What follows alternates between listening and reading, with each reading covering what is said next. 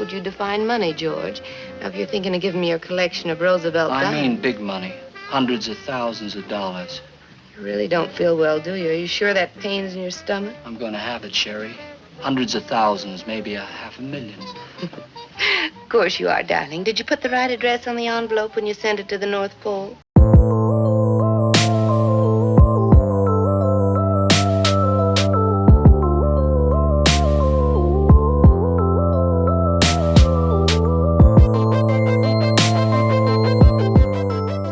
The Killing is a 1956 noir heist film that's written and directed by my favorite filmmaker of all time and arguably one of the best filmmakers to ever live, Stanley Kubrick. The Killing is actually a $50 Patreon request from no other than my friend from a land down under, Mitchie. And obviously, as I am with most of my Patreon requests or Patreon poll winners, I was ecstatic that he requested this film for the obvious reason that it's from Stanley Kubrick. It's one of the few Stanley Kubrick films that I have yet to see up to this point.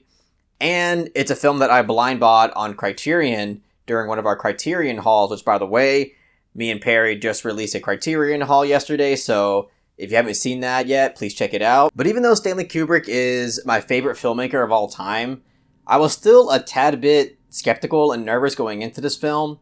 The first one being not something that's too serious, but I'm really not the biggest noir fan. I haven't seen very many noir films to begin with, but the ones that I have seen, I'm just not that huge on. And I had heard from a lot of people that this is the film that we get before Stanley Kubrick really started showcasing his greatness and his talent to the world.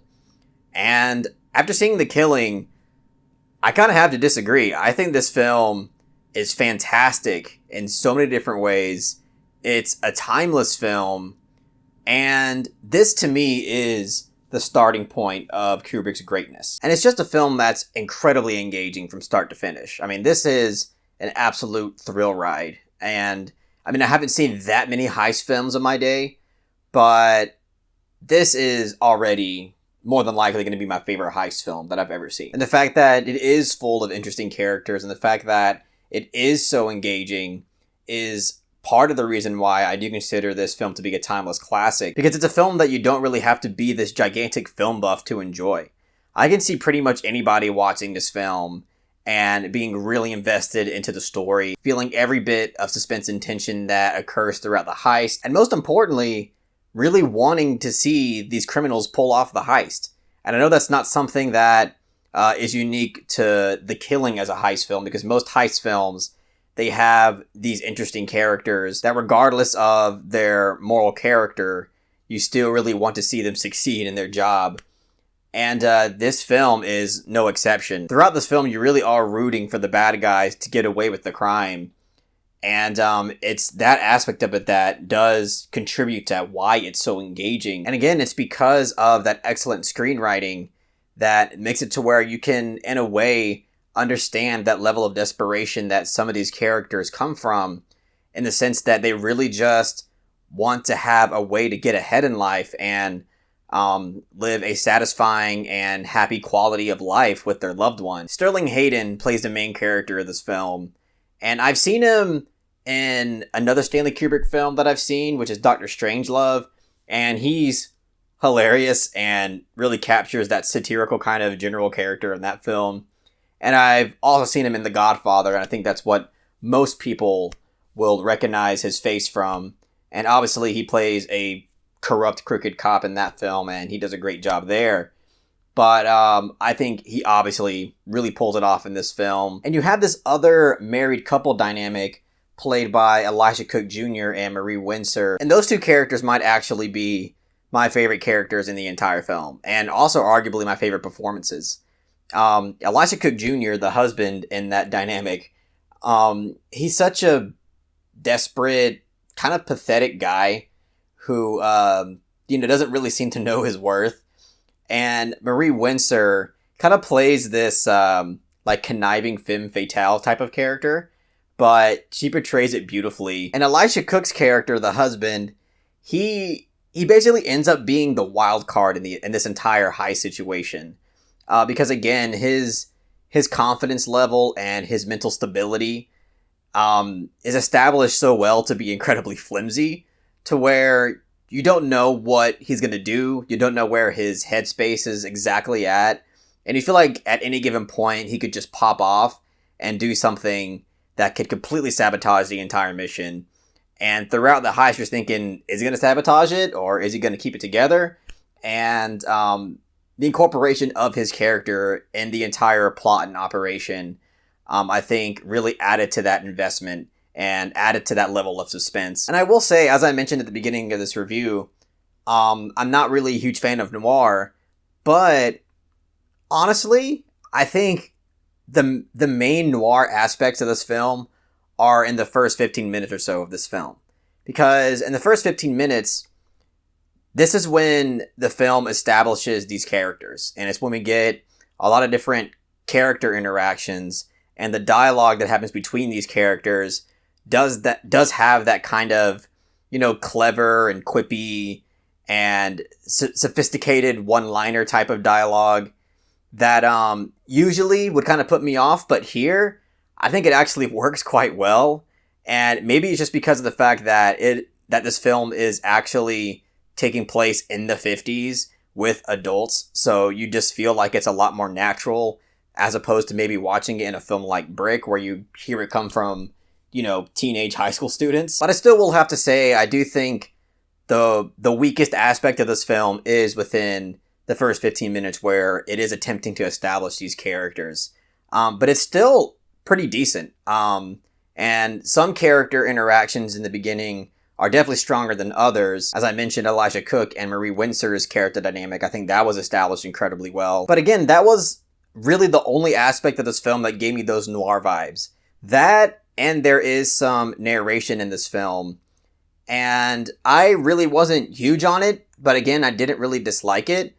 But what I learned about the film, which I thought was kind of funny, is that Kubrick didn't even want that narration, but the studios that invested into this film insisted on it because of the fact that this film does have a bit of a non-linear structure to its narrative. And that's a bit disappointing because, yes, it does have non-linear aspects to its story, but to me, it's so fluid and flows so naturally that it was never in the slightest bit confusing, because it was so delicately and obviously placed in a way that any audience member can connect the dots between which situations are through which characters' perspectives. And it's unfortunate because what I've read on this film is that it's because of this non-linear structure that the studios didn't really bother to market this film that well and really give it the proper release that it deserves. So obviously it's going to flop at the box office, and this film didn't nearly get enough of the recognition that it deserves because of that. And I think that's a shame, because besides Barry Lyndon, this is the most underrated Stanley Kubrick film that I've ever seen. I haven't really talked a lot about it yet, but the direction and the camera work is so damn good, and it is a huge part of the reason as to why I think this film is absolutely timeless. Because I think in terms of viewers being able to be engaged in the story, it's timeless there in terms of the screenwriting and the overall execution. But also just the way this film looks is absolutely timeless. This film has a lot of different tracking shots to where the camera is just so smoothly going through wall structures as it follows the characters, and beyond it just looking great, again, it does add that layer of personality behind the camera that would set this film apart from your conventional heist movie. And one other thing about this film that is just so mind-blowing to me, especially if it's actually true, is that upon research, I learned that this is basically the first film to establish the whole cliche of hiding a gun in a box of roses or a box of flowers. You know, that cliche rectangular box of flowers with the red ribbon tied around it. You know, that's something you see in so many different films, like The Godfather, Terminator 2, and a bunch of others. And The Killing was basically the first film to ever do that. And I just find that so interesting. And it's just another great example of how Kubrick just always seems to be way ahead of its time. And I forgot to mention this when I was talking about the actors and the characters, but Tim Curry is also in this film, and he plays the sniper character. And First of all, his performance for this character is just so... He embodies such an odd and strange character, just from his demeanor and the way he talks. But he has this crucial scene in the film where he's really trying to shake somebody off of him and trying to shoo him away so he can do his job. And, God, like, the lengths of what this guy has to do in order to get this guy away from him was really cringy and hard to watch, but, like, in the best way possible. I think is great screenwriting and great directing. There's also a huge fight scene in this film that revolves around this Russian character. And I thought the scene was entertaining, but at the same time, it felt a little out of place in terms of in terms of its execution, because I felt like I was watching, like, a WWE match in the 1950s. You can definitely tell it's choreographed, but it didn't bother me that much because, again, I think it was done well enough for me to be entertained by it. And even then, there are aspects of that scene that I did find impressive in terms of its choreography. And the third act of this film is just, it's absolutely beautiful. I think it's one of those things where things get so intense that you can hardly look at the screen. But just the way that this film chooses to end just feels so poignant and perfect. I really couldn't have chosen a better ending to this film. So overall, obviously, I love this film. I think that this is a fantastic piece of filmmaking. I think that in terms of heist films, this is some of the best that the heist genre has to offer because it's incredible in pretty much every aspect. This is where Stanley Kubrick really starts to break out and showcase his talent to the world. And I know that this is a film a lot of people have probably been sleeping on, but I'm telling you, don't sleep on it. This film is such a thrill ride, and I think that there's going to be many aspects of this film that you're going to be impressed by and be amazed by. So I'm going to give Stanley Kubrick's The Killing a soft 9 out of 10. I am so happy that I decided to blind buy this. You really can't go wrong blind buying Kubrick. But anyways, that's all I got to say about The Killing. If you really enjoyed what I had to say about The Killing, please give it a thumbs up and share it amongst your friends. And don't forget to subscribe to the channel to be updated on more film-related content.